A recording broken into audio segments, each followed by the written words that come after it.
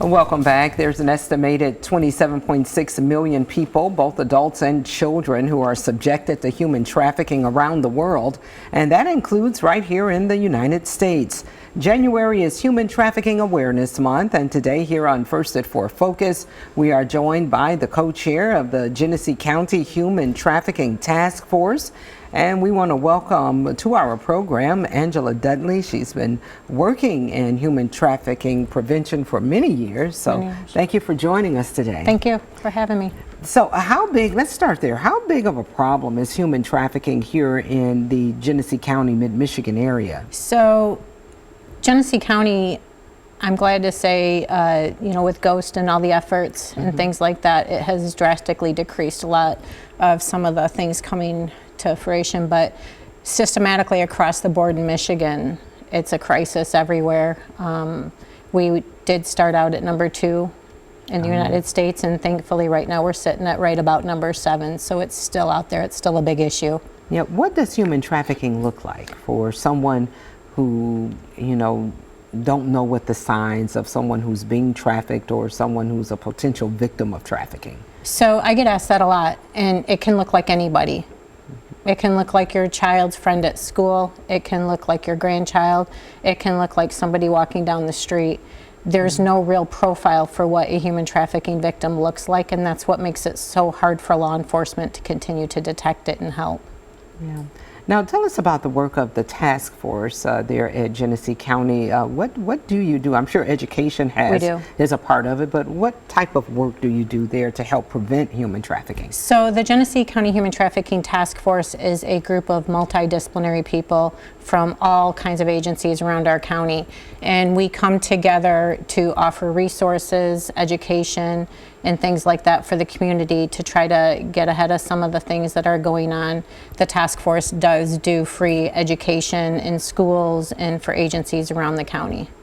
And how can people prevent themselves from becoming a victim of human trafficking? So predators prey on vulnerabilities. The red flags for that are really just anybody that's vulnerable. So I would say education is key. Social media awareness is key, especially with our children today. It's estimated that there's 500,000 predators online at any given time that have access to our children, but yet parents don't see it that way. So we like to say when we do education, would you drop your child off at Disneyland with 35,000 people that are there a day? Most parents would say absolutely not. But yet we're leaving them alone online with over 500,000 predators at any given time. And so they're looking for the vulnerable, these traffickers. And very quickly, before we get into the event that you're hosting next week, when you are human trafficked, what does that look like for the victim? Are they forced into some sort of labor or sex crimes? What happens when you are trafficked? So when you're trafficked, by definition, it's got to be by force, fraud, or coercion.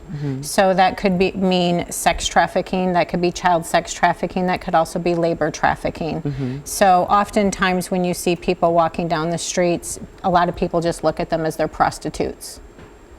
That they're prostitutes, that they're working the street. And until we really change the narrative on what that looks like for the government and everything else, and start looking at some of those people that are victims of being prostituted instead of prostitutes. So it just looks differently. And tell us about Light Up the Night. It's an event that you guys are hosting on the 31st. Yes. What can people expect? So every year the Genesee County Task Force does do what we call Light Up the Night. It's a vigil that we do in solidarity with survivors, and we like to remember those who lost their lives to human trafficking. So we in past have done that at the Sheriff's Department, which has been fantastic. This year we wanted to move it more in the streets where we know human trafficking is taking place. So we are going to be doing it at Family First Outreach on 4510 South Dort Highway. All right. Angela Dudley, co-chair of the Genesee County Human Trafficking Task Force, thanks for coming in today. Thanks for having me.